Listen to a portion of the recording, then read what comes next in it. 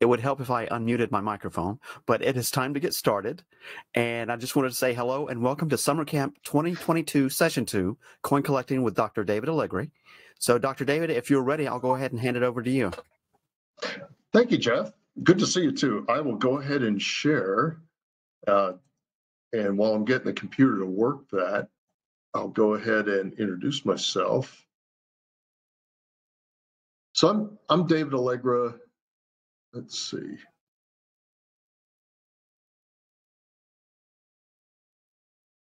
There we go. We'll get it going. Okay. And I've been collecting coins since I was 9 years old. And my career before Columbia Southern was in the Army. So there's many years that it just got tossed into a footlocker, fortunately not discarded. And it was a partial collection. Like many young people, I started with Lincoln Cents because you could get them in change before debit cards. And it went on with other pursuits and have a career now with Columbia Southern. At some point, I had time about 4 years back to children grown, married, gone. And I pulled them out and started to think, well, what do I want to do to source it again? Because it takes your money and sometimes it takes your time. So let me pause and ask for the couple of you here, because we'll have a recording later that others will watch. But if I can just ask you all, what do you plan to get out of our discussion, and how do you do with your own coin or paper money collections?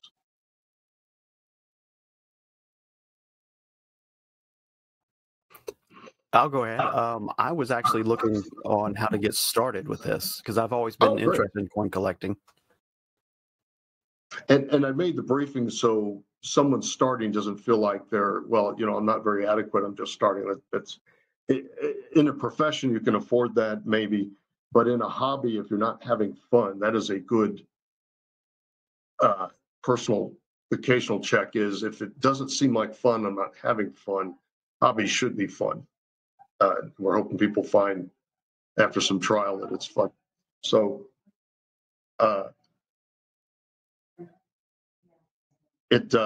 so that's why I have this first slide too. There might be people who have their collection started, and a collection is never really complete. Some famous ones seem to have everything when they get sold off. They're being sold off for a reason, because it's after the lifetime of the collector.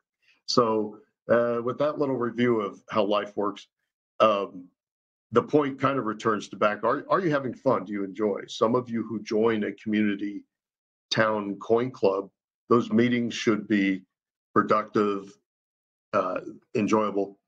And like I have here for fun and profit, I will tell you who collects. It's those who do just what I described. And also there's a community, kind of an overlap crossover from investors. In this city I'm in Phoenix, where I live, in Scottsdale, I happened to drive by and I noticed there was a big investment firm that did not do mutual funds, did not do bonds. They have a cash flow, and what they're doing is buying gold and silver, platinum, bullion coins, and some early American and maybe global gold, and they're buying and selling them on behalf of investors for profit. And they can do that, but by the way, so can you. Within the means, certainly within the means, you'd go and get these guys as your client.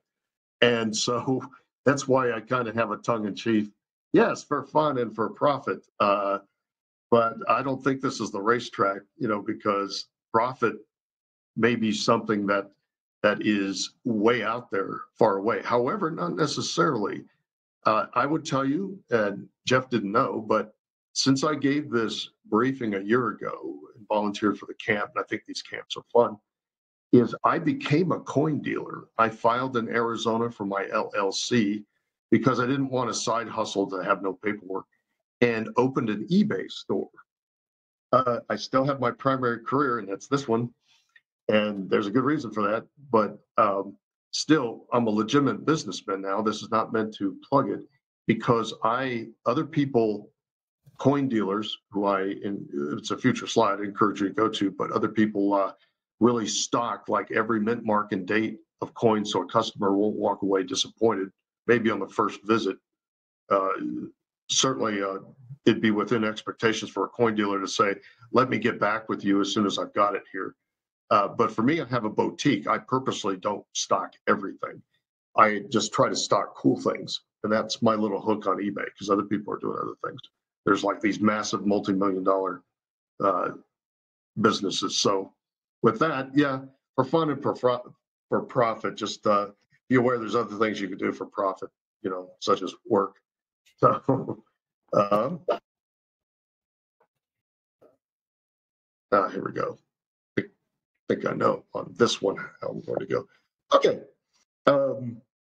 How does it tie into education, especially for young folks, but for all of us? It certainly has for me.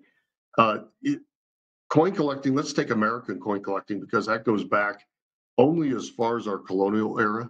In maybe the late 1600s, at least you can read about those shillings. They're very rare.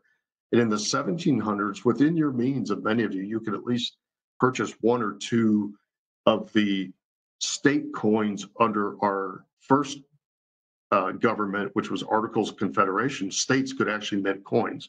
And about four of them, plus the Republic of Vermont, not yet a U.S. state, went ahead and did so.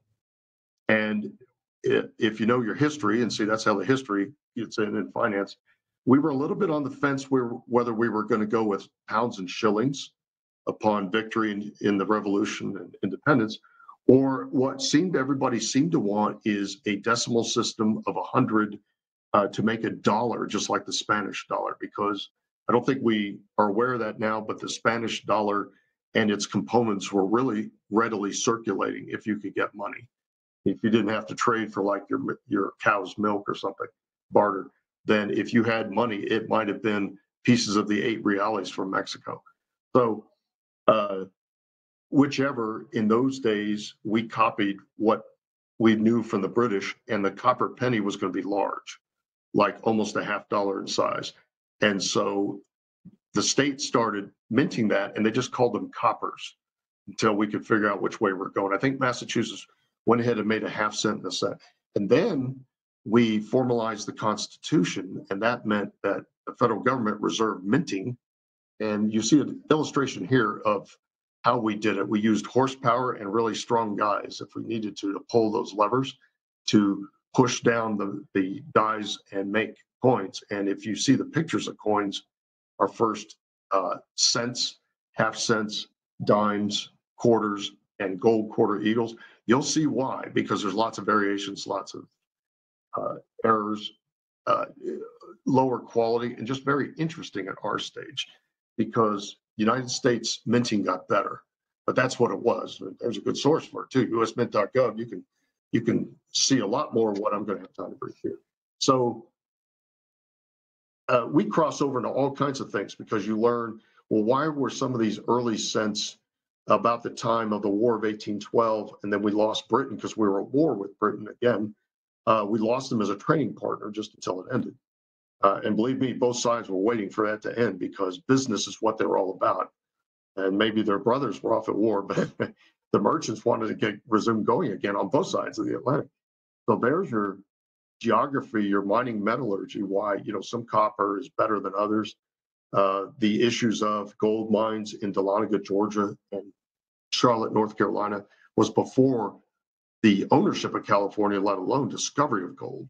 But so that's all the gold we thought we had, and the U.S. government was very particular about making sure they didn't get handed something that wasn't gold. So there's your mining and metallurgy and finance. And by the way, a lot of us are children of parents, and I too have been asked, did you just pay $1 for a penny? And I know that too, all too well. Of course, those pennies are worth many dollars now, but it's very difficult to explain that to a skeptical parent. Okay. Here's really what we're going through today.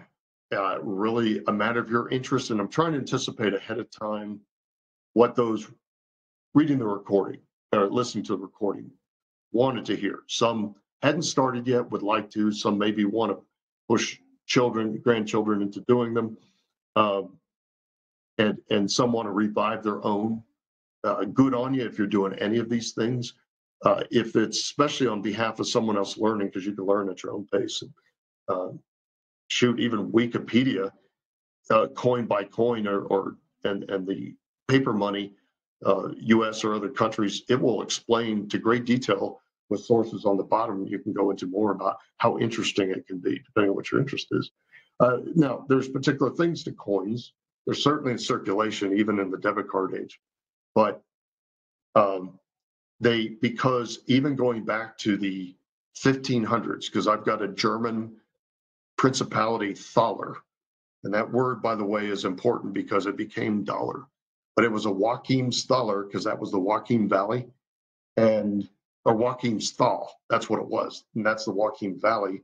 It was a silver mining area, and what they realized that had value, and I think that'll shorten the future slide coming up, is the whole idea of having a big silver coin solves a lot of the bigger problems. Like you can house yourself for 2 months with a big silver coin in the 1500s. And so that the Germans were not the only ones to figure out that's very useful. You just had to get your hands on silver. Enter the Spanish and the Spanish colonies, and then eventually the United States and America, and also in the 19th century, many of us countries sending trade dollars to China, because that was a very straightforward workaround. And in fact, it wasn't, that seems like a strange word, but it was cut through a lot of red tape to just hand off a silver coin that was big and that the Chinese merchants trusted. And so that was done. In fact, we had competition. The Mexicans had their pesos. We had silver trade dollars. The British had theirs, and they called them dollars for them. All very interesting. So these coins have years on them. They have sometimes the mint marks. And it wasn't until like late 19th century, early 20th century that the hobby, as shared among people, especially in the United States, start to look hard at, oh, well, we'd like a coin from that year, but from every mint mark, because some had low mintage, they were rare. Some had been melted back down, except for a few released. And there you had your rarities, sometimes your conditional rarities, for the best of them, that were set aside in what we call mint state, and had never circulated. There were some, I've got one, a trade dollar, that was a proof. It was never issued for circulation. It was just handled by so many family members that it actually worn, and it doesn't have a mint state grade. It's proof level 55. So you get that. I mean, I still like it. It's a couple $1,000 coin.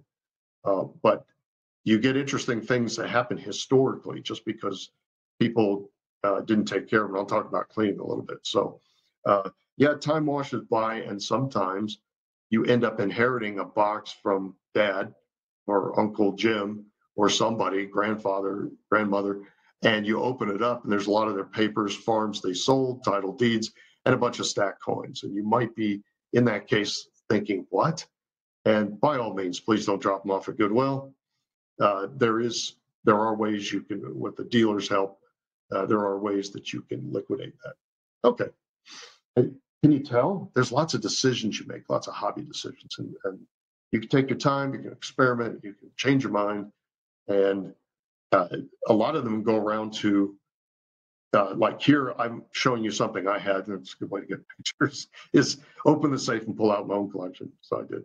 And yes, advanced stage helps. I finally finished my Lincoln Saint collection.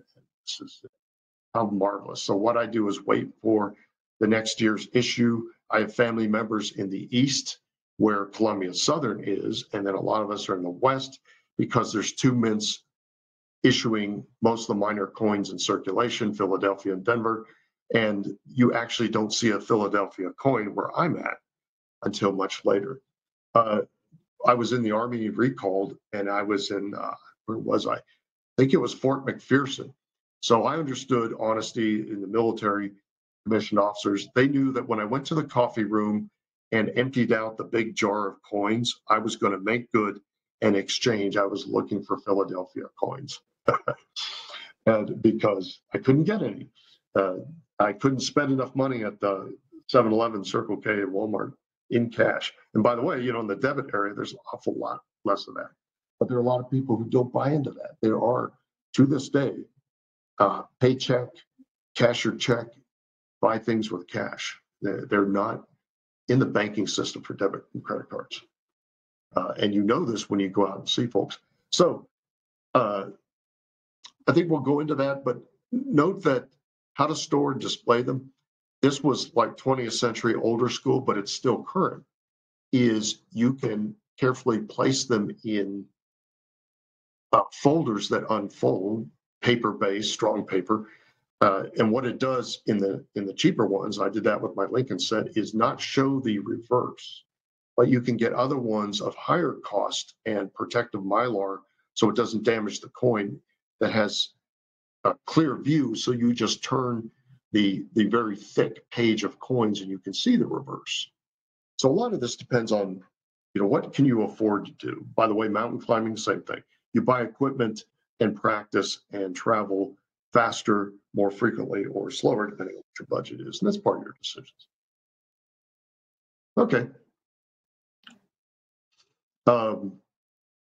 So a lot of people are not into the history, but I'll tell you, because in this forum, we've got academics. And so you can kind of see where you can bring that in. And so I'm asking you what to collect. Now, the default, a lot of folks collect, and we'll show that in more detail, U.S., because we're Americans, this is where we are. There's a spillover, depending on where you are. It's a little easy to move into Mexican coins. It's as easy as a friend coming by saying, hey, I was just visiting my cousin in Chihuahua, and my pocket's kind of heavy. Here you go, rattle, rattle, rattle. And suddenly you've got some centavos and pesos. And when I was a kid, the Canadian dollar, American dollar exchange was nearly 1-for-1. And in change, and we had no debit cards back in the Stone Age, in change, we had Canadian cents, nickels, dimes, quarters even. And then came the day, and I think I was a young man of driving age, when the merchants started refusing them. That's the key, is coins work until people don't have the confidence to refuse them. I'd be okay with it. Long ago in the 19th century, finally, with the last coin being the cent, because they were hanging on to the larger British penny, is that they had made their sizes just like their neighbors to the south, just so that people would have a shorter learning curve when crossing the border, and you could probably spend those freely, intermixed, just like a lot of things. Remember, there was no Customs Border Patrol. You just rode your horse across the border, either border, northern or southern. There's your history again. Okay. So what about world coins and currency? You could choose. There's some of them are extremely old, going back to Midas and Lydia in Europe and the Mediterranean. And meanwhile, in Asia, same time, they were coming up with cash that could represent, so you wouldn't have to carry around sacks of wheat to barter. That was the problem. That's why coins and debit cards are representative, and why cash is good for an economy. And that everything moves faster because the alternative is ponderous. Well, look what the Chinese did. They minted theirs and came up with a system, very standardized, where you could string them for transport, or load them onto a thin stick, whatever way the merchant wanted to do. And so efficiency, that's what it was all about. They were very, very good at it. So some of it was chance and happenstance. In the Greek peninsula, there were old silver mines, and this led to the discovery of what silver was and why that might be useful. Certainly was no good for making swords. So in the meantime, bronze, iron, these were the important things for making implements. But in the meantime, they realized, silver has, there's not much of it, so we think it's valuable. So let's make coins with a certain size. And there you are with the drachm, and I think that's the 4 drachm or the tetradrachm. And the Romans and other republics and kingdoms that Rome eventually absorbed liked it, copied it, admired it, made it their own. And in time, as the centuries passed, memories might fade a little, except for some good historical recorders. There's your history again. But as Rome finally grows so huge it splits, and then only one empire survives, that's the Eastern Byzantine Empire, Greek-based, and they continue and change some history about circulating gold, silver, bronze. Their neighbors, Persians, Arabs, Turks, their successor, the Turkish Ottoman Empire, that eventually takes over as they fade off. does the same thing. Sometimes they would mint their coinage. I'm struggling what it was that used. Oh, dinars. They would mint their dinars by grabbing Byzantine solidi and just reminting the gold, just pressing harder on it and put their own on it. And so it doesn't take that many centuries to tick off to the modern era. And note the picture I have. What about the dollar? Big silver thing. You're not going to use a big silver thing to buy a little bit of produce. You use a little silver coin for that, maybe even coppers. I think you'd be at hazard going to a market with a bunch of gold, unless you're a merchant. So you got to break it down and change. So the big silver coin has its place. And from the left, there's that thaler that I own, a 1571 Joachim thaler. I bought it at an auction. I don't think they really, I bought it at an auction. I don't think they realized what that was, the other participants, because I think I got it for not that much, like $100 something. There is the back, the reverse of a Spanish 8 reales, and that was part of the El Cazador shipwreck. Spain owned New Orleans at the time, and the economy was struggling. They didn't have coins circulating, so they loaded their ship, the Cazador, with those 8 reales, 4 reales, 2 reales, 1. The thing was loaded with silver, and it left South America for New Orleans, was never seen again. I mean, I'm trying to remember the date because the slab was on the wrong side. I think it was 1780. I think it was 1780. Hey, David. Yes. Yeah, sorry to interrupt, but we're still seeing just the first slide in your presentation. I didn't know if they were supposed to be changing. Oh, okay. Let me see, because I have changed slides, and I thought that would do it. We're seeing your main screen with the presentation over on the left side also, like the presenter mode. All right, let me see what I'm looking at here. I stopped sharing. I'm going to start again and flip through. Okay. It'd be easy to fix. So share, this might be where I made the decision. This, then share. How's that look? Is it different? It's still pulling up on my end. It'll take just a second. That's still the first slide. Okay. Now is this the second slide? Now it's changing. Yes. Oh, good. Terribly sorry, everyone, and those viewing the recording later. So that before. Yeah, well, I know I can describe. I guess I was glad I was over describing that. And that'll help us now, because I try to put a tongue-in-cheek thing in every slide, and there it is. Has anybody ever been treated skeptically about collecting coins? I even have a T-shirt that says "numismatist," someone who pays money for more money. So, well, anyway, for your convenience and maybe use later, there are plenty of academic ties, as I mentioned.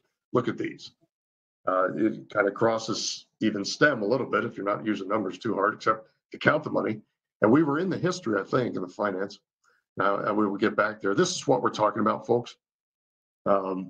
Is to your pleasure, but there's many little ways we can go. And I'll go through the rest of these slides, and I'm trying to catch up, and I'm glad Jeff pointed that out. There's the picture of my Lincoln Cent collection. Not a big deal. At least I got it all within the range of a photo. When you do, some coins in there were pretty rare and actually out of reach when I was 10, 11, 12, and still until I discovered dating and teenagers and cars, and kind of had to let this set aside. But eventually, if you're of a certain age and you have the leisure, then you can finish it. And that's what I did. And so maybe these illustrations will help. Yeah, in fact, right, Jeff, this is where I was. Notice, I talked about the Greeks, I talked about the Romans, the Chinese, and look down at the bottom at and you can see this slide, right, Jeff? It's what to collect part 2? Yes. Splendid. I do not know what happened, and it could have been my connectivity.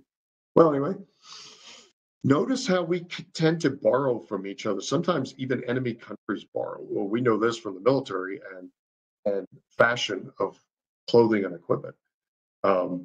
Definitely from our British forebears. We fought, depending on what you call it in history, 1 to 2 revolutionary wars. And that did not mean we hated them. That meant politics and opposition, but it also meant we had shared history, shared tradition, and we didn't use the pound and shilling, but we had a strong imperial competitor, that was the Spanish. And even their successor nations did not let go of what they had. They were minting 8 reales and the gold 8 escudos for years until Mexico moved to the peso. Other South American countries moved to the sun or the sol or something like that. People moved to things. Europe's on the euros, and that was in my lifetime. I did not really believe that people would let go of their national currencies, but they didn't. And they came up with a clever system to have a national obverse, but the reverse always says €1, €2, €5. So notice this. I was telling the story about the Cazador filled with silver. History changes because if Spain had succeeded, if the Spanish ship had gotten there, they would have had a good, secure foothold on New Orleans, might have kept it, might have relinquished it to the French under certain conditions so the French couldn't sell it. And it was the French, strapped with cash, that sold it to Thomas Jefferson's administration to the US in 1803. And that's how we came up with the Louisiana Purchase, which just years before, it was Spanish territory. And our revolutionary planning from the Washington Adams administrations, especially dealing with native tribes, because even then they realized that Native American tribes were in trouble, that settlers were encroaching and would not listen to any law regulation to stay off other people's lands. So they couldn't apportion the U.S. east of the Mississippi like they wanted to. And then suddenly we had more country. We were about to get even more. But at the time, we had good relations with the Spanish because the river separated us in Mississippi. So in the meantime, meanwhile, coins, Spanish other nation coins were legal tender in the U.S. until 1857. That's almost the Civil War. And that just shows you the continuity because never did wrap up poor El Cazador. It finally made the journey because I've got one of their coins, obviously, but it sank. It was never heard from again.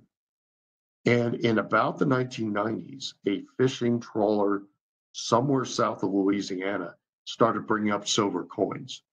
And so professional divers went down, that's done under corporation. You got to be sure who owns the seafloor at that point and who's got recovery rights or how you can pay to get them.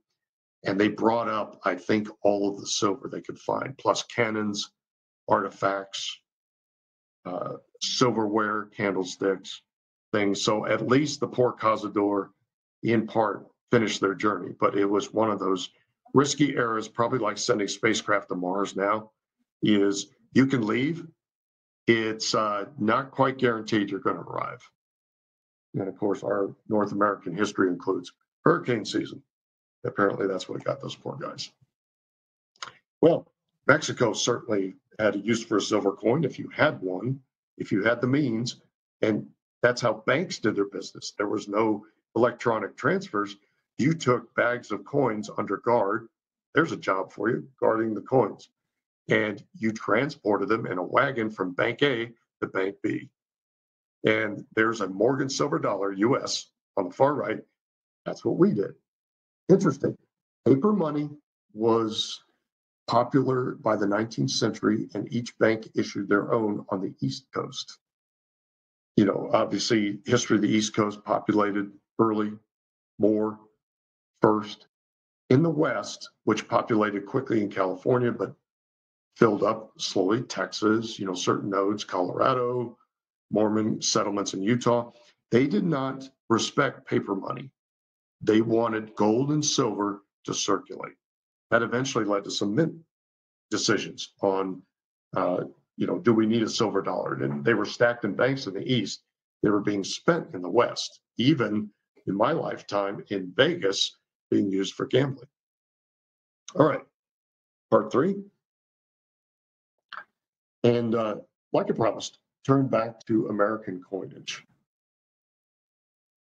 And like even in the first bullet, I mentioned you don't have to pay attention right away, but sometimes Constitution coinage, pre-federal, is very interesting because the British, there are a lot of British admirers of General Washington, especially when because this was a first.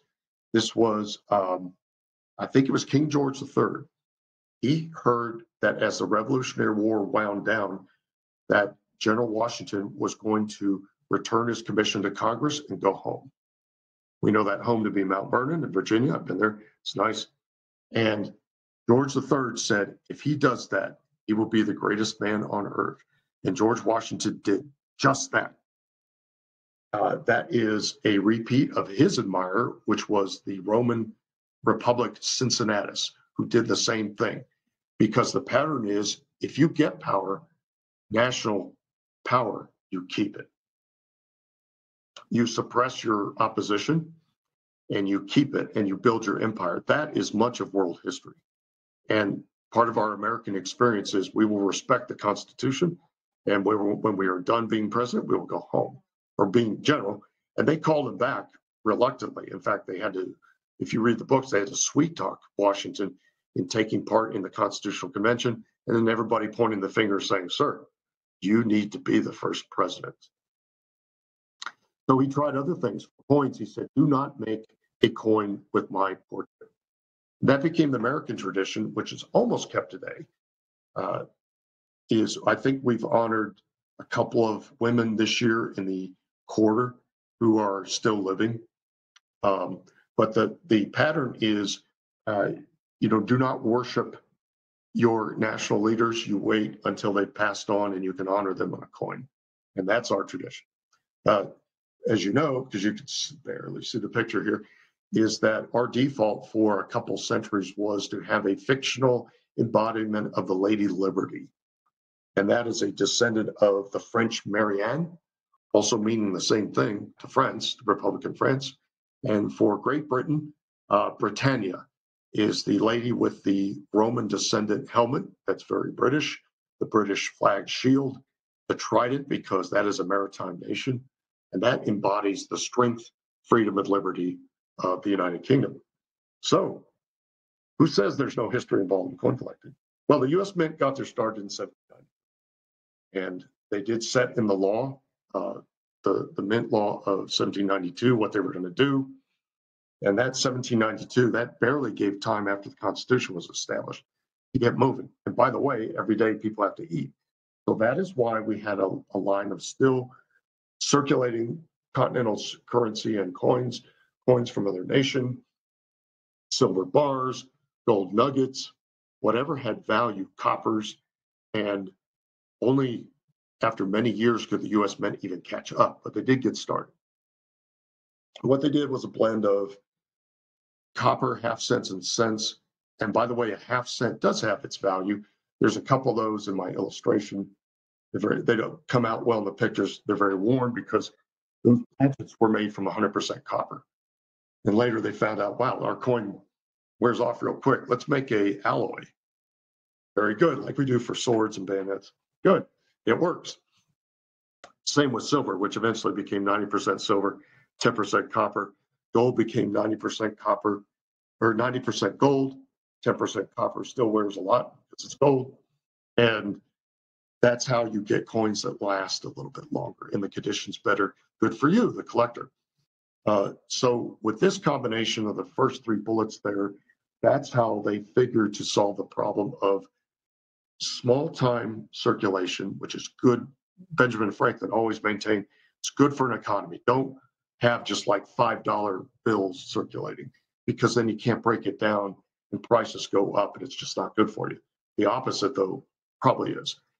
Gold for $5, $10, the half eagle and the eagle, and even silver dollars, half dollars, those were meant to either the well-heeled had those, but you could buy land with $10. So it's probably the main use was to stack and hold as your assets in a bank or a big business and just transfer the bags. Well, that's good for coins because then they won't wear and we can enjoy them today. Later, yes, we had a history, won't go into it much this time, but in the Civil War, people didn't trust the outcome of how the Civil War was going to go. And the North people flat out didn't have the coins in the South. So all the coins disappeared. Businesses then would mint their own cents the size of the Indian head cent being minted at the time. And for the mint themselves, they kept minting. Coins kept disappearing. They then tried the 2-cent coin, 3-cent coin. Eventually, after the Civil War, the nickel 5-cent. See that were 3 cents, 4, 5, 10, 15 cents, 25. Discovery of gold in California, so much more gold than we were dealing with before. So then that gave us the go-ahead to mint the very tiny gold dollar, which was very useful because the silver dollar was a little too big. In fact, a little bit too useful because the gold dollar was a little too small at half an inch. And but the $20 helped formalize in coin form all of this gold arriving in the East from California, riches. And then it didn't, the spigot didn't reduce any when gold was discovered in Colorado, Southwest, especially Arizona. And California is not out of gold. It's still not out of gold. And then finally, Alaska by 1898 in the Klondike Gold Rush. So enjoy our good fortune. We're a wealthy nation, and sometimes you figure that out when you're collecting. Okay, so you can collect those. You can even collect what's going on across the Atlantic, euros. It can be as simple as take a European trip.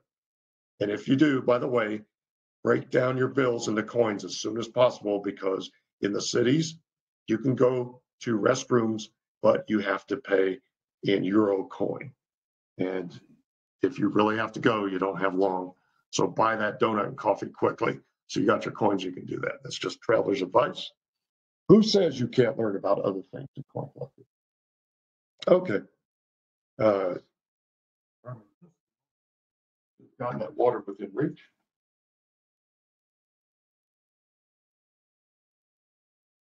Thank you. So, as I mentioned, I would tell you it's a future slide. Nobody tells you how to do your hobby. For fun and enjoyment, you've got a few opportunities, but I'm going to show you a trick on how this does not have to cost so much. Besides some dates and mint marks, if people really love to do that, are simply out of reach.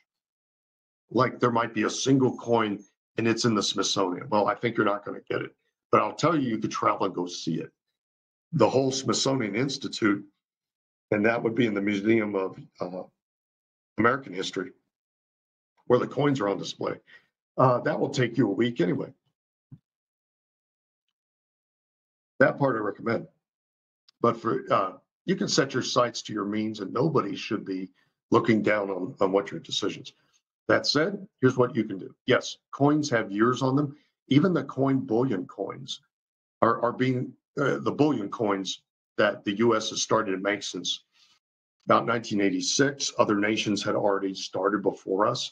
It was a way to not have to have an ingot of gold or silver, and they have a national design. In fact, we brought back some of the old gold designs of the brilliant artists like Augustus St. Gaudens, who made our last $20 coin. And we're making those again, and we change the reverse every now and then with artists. I think we just did last couple of years for both of them. And we put years on them and mint marks, so they become collectible for some. They used to be like you hung on to them just to keep the bullion value. And I bought a few just for that, and now they're actually collectible. And I personally, I'll tell you, I chose not to. I just want to have a few. But you can, and they're even being sold on eBay, even slabbed, which I'll explain that, even encapsulated and graded for you. So what about our history? And other nations are a lot like this. And it's interesting to learn the history of Mexico's mints, Germany, and British with their colonial mint marks across in South Africa and Australia, depending on where the British influence went. And for us, Mother Mint was always Philadelphia, which, by the way, was established there because for that brief period, that was the national capital.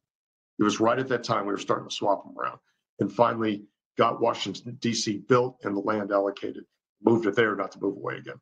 But so there was no need to put a mint mark on Philadelphia coins, except recently, since about the 1980s, they started to, just so they could have a P on there like every other mint has a letter. And so gold was discovered in Charlotte and Dahlonega. So they had mint marks of C and D. And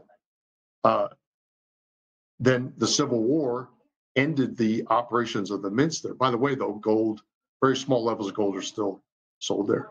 So a new D came up much later in the early 20th century was Denver. And New Orleans was before the Civil War, and then at a certain time after the recovery reconstruction opened again because New Orleans was a convenient place, and finally shut down in 1909 because national capability needs changed. One of the mints that caused that was it opened soon after California became a state. Before the Civil War, San Francisco, and is minting and repurposed. Sometimes it minted no circulated coins, only proof sets. And I think it's doing that now, actually.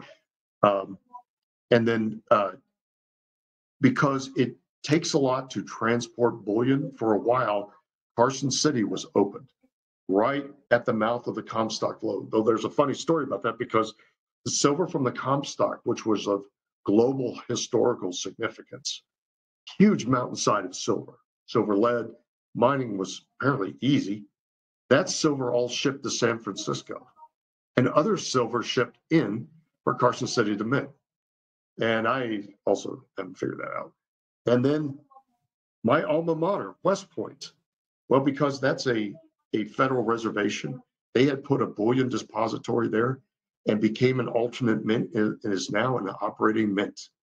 And that's where you get the W. And no, if you're a cadet or faculty, you cannot go over and visit the mint. You can only see it when you drive by on the road like everybody else, but they will turn you back. Kind of like Fort Knox, the gold depository. You can read about it and you can see pictures. They don't really embrace you as a welcome tourist if you show up. It's more like they tell you to go away. And that is national policy, and it's needed and inevitable. But we'll go back to the collecting. Okay. Do I have it right that you're looking at a slide on grades? Yes. So we have, so we have years, we have mint marks. We also have, and this is especially because many time a collector, I'll tell you to this day, I'm like this. I was looking at two different mint states, so never circulated gold coins. And I was thinking, should I have bought that other one that's higher? But I've got one that on this chart, which bears an explanation. It's Mint State 61. And I've been thinking about that for days. And I thought, no, I think this one's good enough. I'll explain some of that decision, why that's good enough.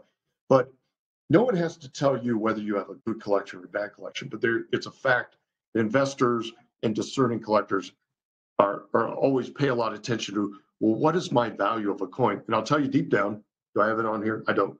That golden bullet down bottom, that's important grading factors of what condition, what grade is your coin. It's not just, is it worn or not, but it goes back to when it was made. How was the strike for that run of coins? Now, what is the wear? Sure. Is it fortunate enough to still have some luster? Because that's science and environment and chance and happenstance. Contact marks, that's the bank bags. And somebody invented a dollar coin counter about the 1890s. And it was a machine with gears that fed the coins and the gears. You know how many contact marks that made? So coin collectors, I mean, this is more than a century before we lived, but coin collectors still cry over that. And then just overall, because it's subjective, eye appeal. Is the coin like painful to look at? And there's a Mexican peso that I own it. I made it like mine. Okay, I have one Mexican peso silver. That's it for my collection, not for the business. And I graded it almost uncirculated. I think it moved hands around a little, and then somebody saved it. But it toned. That is the truth with silver and sometimes gold, is that if used to be those canvas bank bags had a sulfur content. And so if you stack them in there, maybe starting with one side, you get this little patina tone. And it can be beautiful. It can be a cyan, a blue that fades into a magenta and then a gold. In fact, that's usually the sequence that you can tell from a counterfeit. Somebody just painted it and sometimes it starts on one end, sometimes it's on both. Sometimes it's a starburst in the middle. And there was one auctioneer's mother walked by because he does his auctioning in his home with his wife. And she walked by and he usually at the microphone, he goes, "Hi, Mom," and she walked back and he said, because he's showing like a $1,500 Morgan dollar for auction and it's running now for bidding. And he said, my mom walked by and she looked at this. It's a beautiful example from Carson City. It's beautifully toned because that raises the value. And she said, your coins are tarnished. You should clean them. And you do not do that. And they're not tarnished. They're toned. Different thing. Okay, about grade.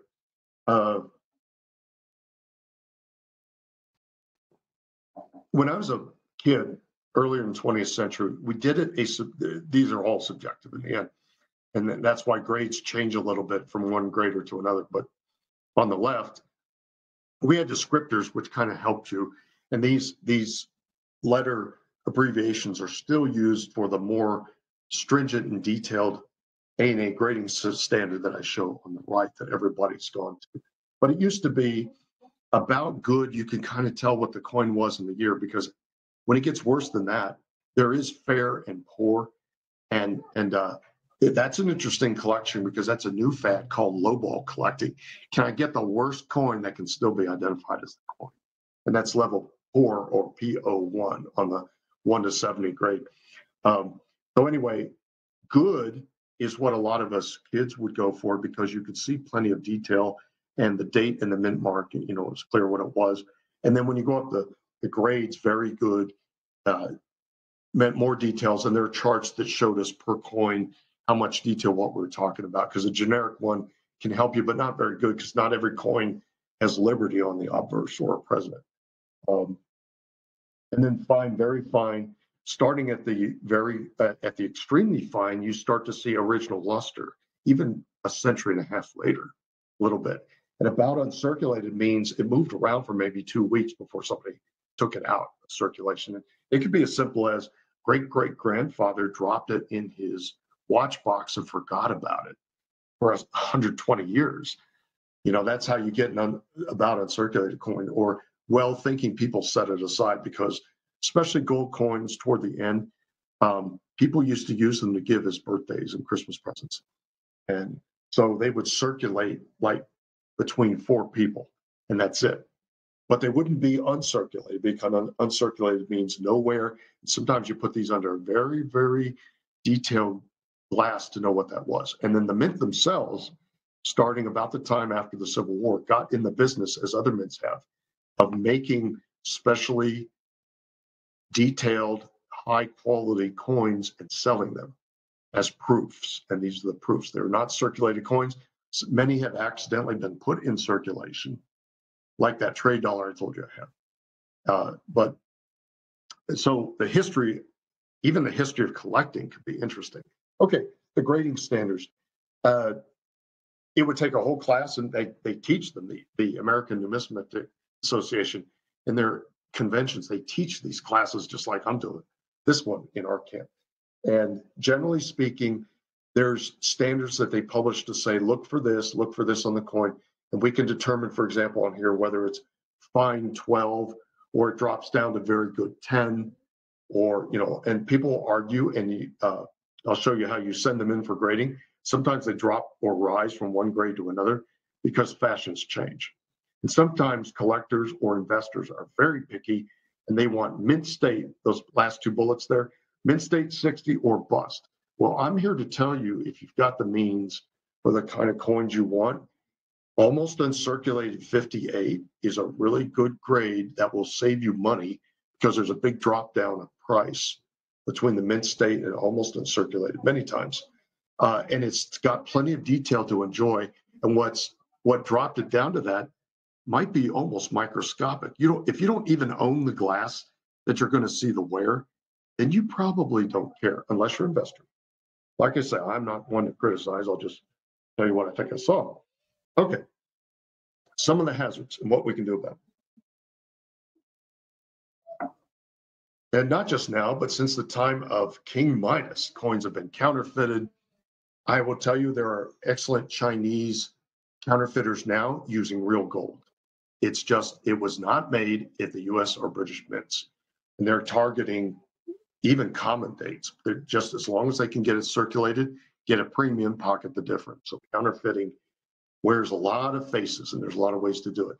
Now, uh, cleaning, what a shame, because a lot of very rare coins. In fact, I have a hard time looking for seated Liberty dollars because so many of them were clean, because in the late 1900s, they started to be set aside. And the first thing owners did was think, well, let me clean it with like Comet or, firearm cleaning oil or something.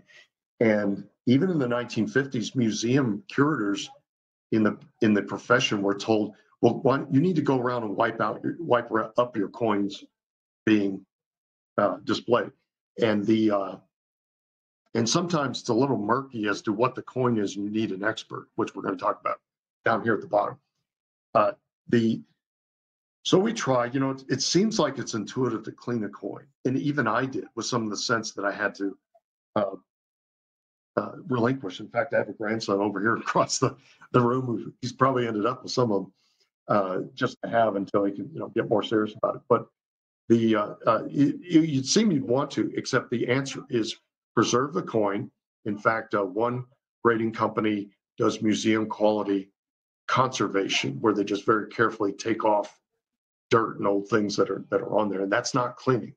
But you're supposed to just leave it as is and let the age show. There's the value. So in this world, it seems kind of scary. Oh, look at that picture of my 1879 trade dollar. Trade dollars did not circulate in 1879. They were making proofs only. So it should have been mint state 60 or above. Got mishandled, got passed around. Mishandled means somebody's thumb was on it, finger. That's not asking a whole lot in the 19th century. Here, son, look at this. So it ended up with a grade of proof 55. But what's nice is it's authentic. So what do? You could collect encapsulated coins. They're authenticated, graded, encapsulated by a third-party grading service firm. Uh, that's a whole thing, by the way. The four best admired and the two best from them. There are two called NGC. That's what graded this coin here. National Guarantee Company, they are now. Or the other one is PCGS, Professional Coin Grading Service. Those are considered the finest. And there are many other grading companies, some of them out of business now. You send their coins in and you'll end up with a much lower grade, because sometimes, or details, they call it, the coin was damaged and they won't assign a number to it. And it's because a lot of people are a little bit loose on how they grade it. So if you really want it done to a global level, send it to one of these two. But what's also respected are the two companies called ICG and ANEX. And you could always get with me later if I fail to put that on here. But I sell those. I made a niche out of selling. I do sell some raw ones. That's what you call them about it. But I made a deal about I sell these because people have trust and confidence in them. It's like selling money. They'll do it. They'll trust you because you have to. I've done it. You have to take a hammer to break in and get these, and that keeps it safe. You can trust that what you got was real. Yes, there are even counterfeit slabs, but they won't pass scrutiny because, see that number? You can look on the website and verify that they graded it without having to have an account. You just do it. So that's how that changed. Okay. Okay.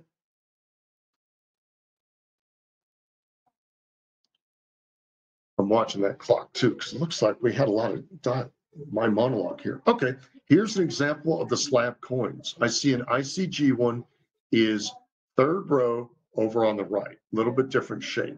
I see a mixture of PCGS, NGC. You as a collector, if you had these, you could sell these no problem. And the gold coins, oh, I know what I need to do next year is pull these coins outside where the sun will shine on them. They look like big copper discs. Those are $20 and $10 gold pieces. And then quarter eagles. But the fact that they're encapsulated means that we can all trust what they are. Even second row on the right, that is a bullion coin, a 2021 Eagle 1 ounce silver. Okay, so what do you do, guys? Folks, collectors? Here's a book that has the expensive clear Mylar. That's my Morgan dollar collection. I didn't want them in slabs. I got a couple in slabs and took a hammer and very carefully, because the risk is all mine, risk is all yours, broke it out so it wouldn't, the sharp pieces wouldn't cut the coin. A hammer wouldn't smash the coin. Excuse me, and got the collection. Well, what do you do when you fill the collection? Well, you can look for better ones, maybe some of these darker ones. Since I took this picture, I've replaced them. But you can level out if you want to and enjoy your success and not have to spend so much money on it. All right, well, here's how, as we get close to the end, here's how we acquire them. Is trust a local coin dealer. They're not supposed to be scroungers and hustlers. They're supposed to give you professional advice. Just respect their time, if you're using a lot of it. They online opened a whole new facet to this, and it's how I, as a dealer, get coins, and as a collector, enjoy a bargain, which is sometimes, not always, but sometimes you can arrive like a Sunday morning, everybody in the right time zone, everybody's heads might be sore, and there's not a lot of bidders, and you can actually win something you wanted. But watch out, because you'll get it graded and it may not be what it looked like online. The condition may be a little disappointing. So be careful about that. There's online auctions, online dealers. A lot of the coin shops, the big ones, are online with their own websites. So you can look around. Any questions about that? It's a whole thing, but we're wrapping up now, Let me see. Oh, and sometimes you accidentally stumbled into paper money collection just because somebody a grandfather and uncle says, I've always had these from the war. Here you go. And in that way, I am not even a paper money collector.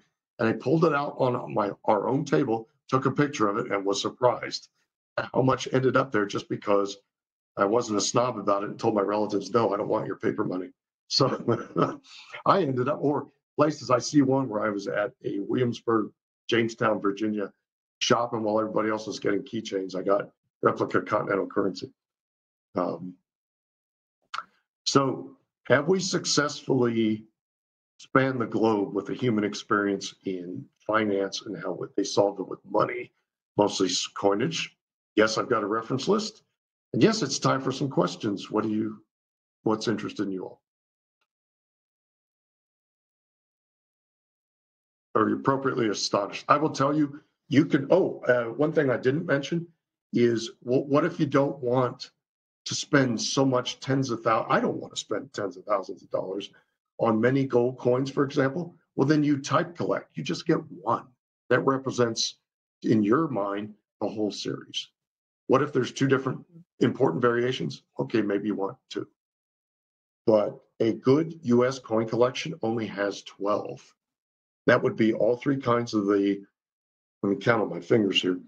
If I end up with 12 or 13, all three kinds of the gold dollar, two kinds of the quarter eagle, $2.50, two kinds of the half eagle, $5, two kinds of the $10, the eagle, and two kinds of the $20 gold eagle. I think I came up with 11. It's something like that. And then you're done, if you want to be, because the early American era of gold, like many of those, are $4,000 each, if you can get it down that low.